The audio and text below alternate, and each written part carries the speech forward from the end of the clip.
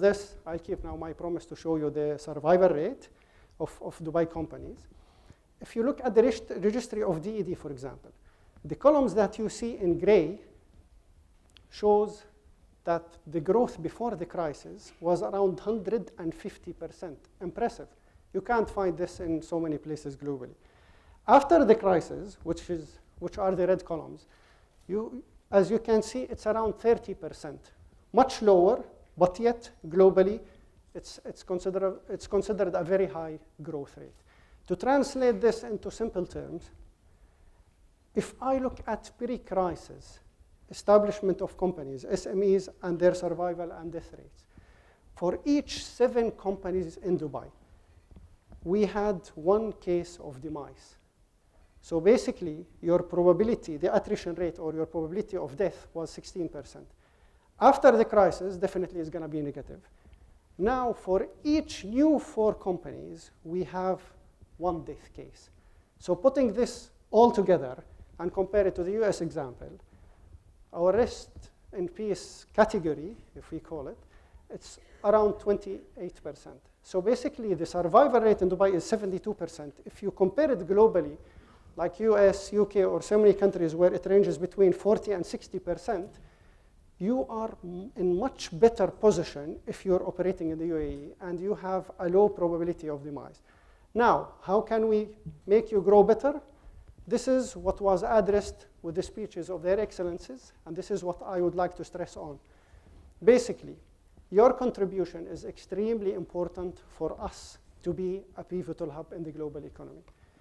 Your contribution today of 40%, if we want to increase it and make it much higher in the total GDP, you have to grow faster than the growth targeted for real GDP growth, which is 5%. So basically, you need to grow between 7 and 10% annually in order for us to increase the share in GDP. And finally, just a gentle reminder of the 6 areas that we want you to focus on. We want you to invest in key strategic sectors and have a specific focus on the new added sector, which is light industries, that hasn't been a strategic sector in the previous plan, and now it is. Secondly, we want you to expand regionally and globally your exports of goods and services, because it's going to increase your survival rate and it's going to increase your competitiveness, basically. Third, we want you to increase the productivity level. This is one of the key challenges and one of the key focuses, and this is why the UAE announced year 2014 the innovation year. We want you to invest more in R&D. We want you to leverage on all government initiatives, as mentioned by their excellencies, Expo, smart plans, Islamic economy, etc. So all of these initiatives are there to help you. And down the road, you're going to see much more initiatives to make sure that your contribution is increased. And finally, transparency. Transparency is a win-win situation for you and for us, because it's going to enhance your growth, competitiveness, and for us, it's going to help us make decisions based on reliable information to help you better and make your environment much more competitiveness. Thank you very much. Okay, thank you, Dr. Abdulaziz, for the extremely interesting take on the Dubai SME sector. We also thank him for sharing the data that Dubai SME developed, the SME definition and the GDP contributions. I always thought that there are 2 things based on my experience that we need to focus on SME development. One is productivity levels. I mean, Dubai's model worked, but moving forward, you need to change some of the SME models. And second is talent management, which is also about productivity. If you SMEs manage their talent well, chances are that they will create a virtuous cycle of growth. And if they reward talent, that virtuous cycle of growth would develop into positive spin-offs. Next, we have Dr. Mohammad Trebelsi to give his take about the policies and the SME scene. Thank you. Good morning to everybody, Your Excellencies, distinguished guests.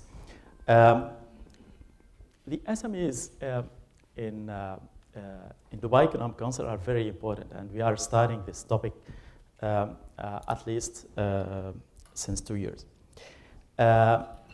The title of my presentation is on the importance of small and medium enterprises in Dubai.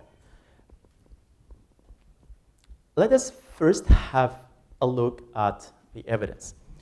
Dubai has achieved a tremendous and outstanding performance in terms of growth. And if we compare it to the other countries, from the emerging countries, it's really outstanding. Of course, we are expecting more than that. And if we try to link it to what's happening on the SME side, we find that the SMEs in Dubai represent like 95% of all firms registered, 42% of labor force, and 40% of the Emirates GDP, which is very important. But we look for more than that. Of course, these achievements are very important, but there are some persisting issues. And the main issue that we focus on our studies in Dubai Economic Council are linked mainly to the financial aspects and how to fund these SMEs. And we carried out a very big survey covering around 900 enterprises called the Business Environment Survey in 2012. And we found that really, as it is highlighted by the figure, that only 11% of the establishments and the enterprises are applying for credits from the banking sector. Of course, this is puzzling. Why? And there is a reason, of course. And this evidence, of course, is not only present in Dubai. When we look at the literature of the World Bank and the different comparisons between the countries, we found also that even in UAE, the ratio of SME loans to total loans is representing like 4%. And compared to other countries, it's a low ratio. Compared to the peers, of course, in GCC countries, it's on the average, but we can do better than that. Of course, we have done major studies in Dubai Economic Council covering both sides. What I mean by both sides, I mean the supply side and the demand side.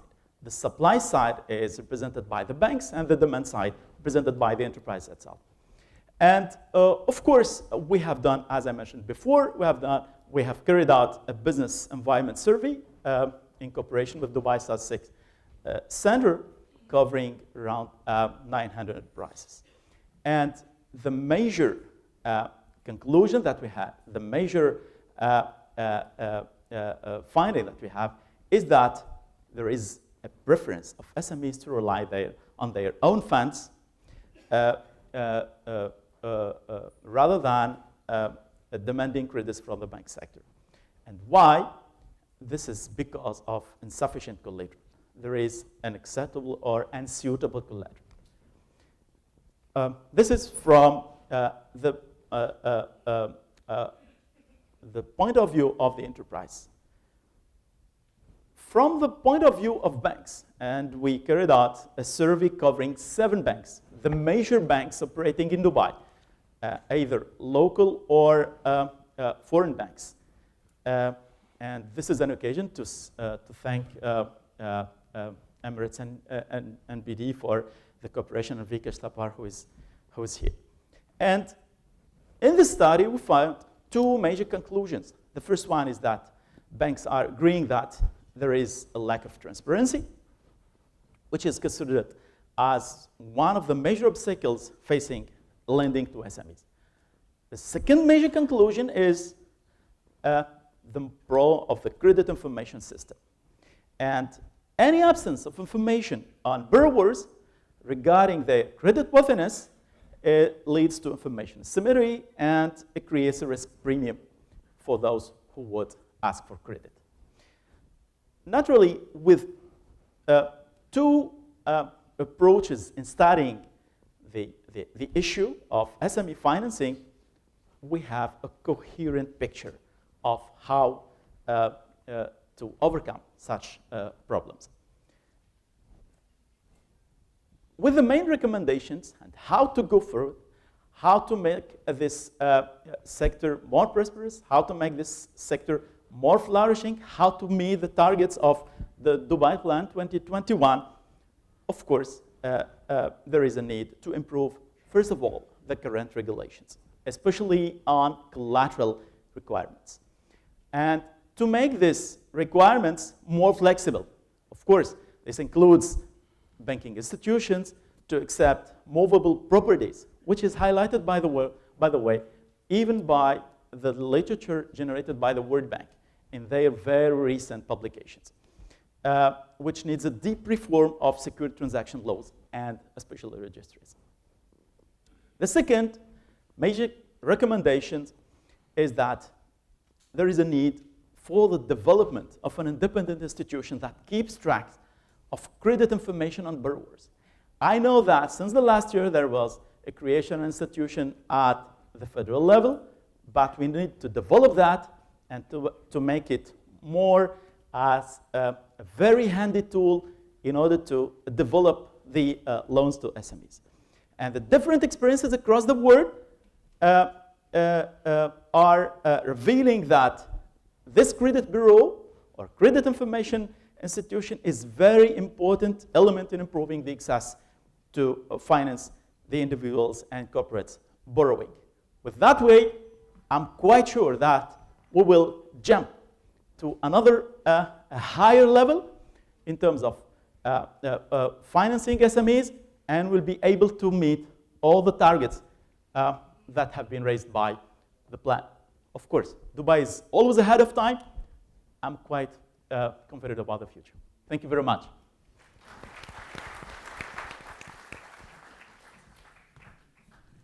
So, ladies and gentlemen, access to finance has always been an issue.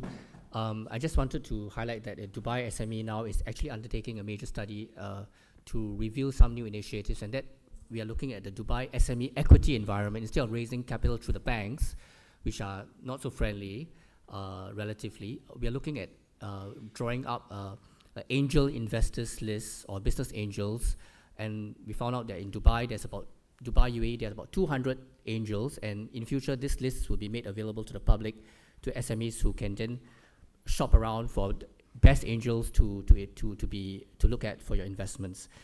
Moving forward, we had the two government officials talking about the Dubai SME plan, the DP 2021 plan.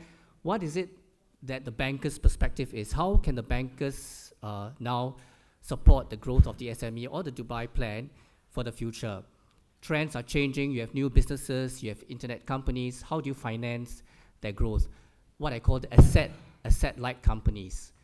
With that, I think maybe you can, Satya, you can give us your take on your experience moving forward. I think you've hit on a very important note over here. But let me just take you back to, I don't know if I'm audible, but let me just take you back to 2006. And if you were to look at that era, I think there were very few banks which had a stated strategy on SMEs. But out of the 54 commercial banks or more as they are coming, I think almost all the banks have a very clear SME strategy to boot.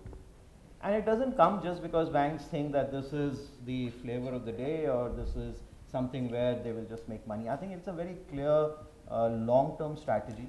And while initially the banks thought that it is a 2-year or a 3-year play and we will go in and we'll come out, I think most banks now consider an SME banking business or a business banking business as one of the 3 pillars of their revenue drivers. So you have the retail bank, you have the SME business, and then you have the corporate bank. So SME is definitely started playing a very important role as far as the bank's balance sheet is concerned. And why not? Capital adequacy, Basel II, Basel III, all these things are so important for banks. Now, how else are they going to improve the profitability? Now, that comes to the very important question of creditworthiness. Let me just take let's just step back a little bit over here and try to understand what does the bank need to fund an SME?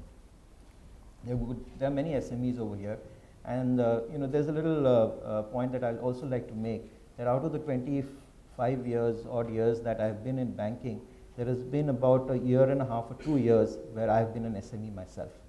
So I have actually crossed the other line and got a little bit of an experience of what an SME feels. Now, what does a bank need? I think the most important thing a bank needs is to have that dialogue with the owner or the promoter to know what is the management and who are the people behind that business. Because the bank just does not look at the money to come back, but also the intention of the SME. And many times the intention is there, but the ability is not there. So who is behind the business and what is the business plan and how they're going to take it forward is very important. Financials play an important role. Ratios play an important role. You got to see the different ratios that the banks look at. But at least in my understanding, and when I go and talk to an SME, I look in the eyes of the SME and I would like to know that where are you going to use this money? How are you going to be able to get the profit? Because there are banks, and I don't agree to many of the banks which give a loan at 30% or 25%. There are different banks that have got different strategies, but some banks do that. And it is very important for a banker to have that discussion with the SME that we are giving you $1 million dirhams, it is going to charge you 25%. Let us understand how does the repayment of this happen. Is it a quasi capital that you're getting for a short term, which is actually the wrong thing to do, or are you actually using the money for the working capital that you require? So I think that's a very important point. The second thing is about the business monitoring the banks have to do across a period of 2, 3 years, 4 years, 5 years, so that you nurture the company, you nurture the SME through a little bit of every day is not a great day for an SME. You could have a little issue, you could have a little accident, something can go wrong in the factory, something can go wrong in your office, and therefore the banker needs to understand that there are going to be troughs over here, there are going to be pitfalls over here, and therefore you take it over a cycle. Don't cut the umbilical cord as soon as you feel, oh, there is a problem over here. So I think that's the second important part. So the business monitoring part, and whenever that business monitoring happens, the SME needs to be able to be transparent. I think somebody mentioned that point. The transparency comes out as a very important piece that the banks want to know. So if you can come back to the bank and say, hey, this is the receivable that I was supposed to get, and in that receivable, I see that there is going to be an issue. Instead of 90 days, I have to push it to 120 days. If that dialogue happens with the bank, I think the banks don't want to make a loan go bad. I think that's the last thing, because there is a lot of cost involved in doing that. You have to provision for it, the capital adequacy goes up, the different things come into the play, and there is a whole lot of monitoring that comes in. So it's very important that the SME goes back to the banker to be able to explain how things can happen and how things will become okay. Yeah. And that kind of a restructuring process, most banks, I would say 90% of the banks would want to take the restructuring option rather than saying that this is something that is going to go bad, and so let's call it off. Yeah. So the last thing that I want to talk about is the target market many of the banks have. And I think it's very important, like you choose a good partner when you're doing business, you have to also see which is the correct bank for that business that you're doing. And the target market comes from bank's own decision, and that you can't change, that I'm going to be playing between the 1 million to the 30 million dirham turnover bracket, I'll play between the 30 to 150 million, or there are banks which play between 30 to 500 million. Now, SMEs have to choose the right partner. The way SMEs choose the right partner when they do business, the bank is also a part of their own overall strategy. So choose the right bank, because if you have a bank which is going to end at 30 million, and as SMEs are growing at 30%, 40%, some of them even more every year, in a few years you are going to go over the line, and then you would move into maybe a corporate banking environment where you will be the lowest common denominator. So you will be treated as one of the smallest player out of the many which are there. So I think it's very important that banks are there and the SME understand the target market that they play. So the way you choose a business partner, similarly choose the bank also. Yeah. Well, wise tips from Satya. Of course, I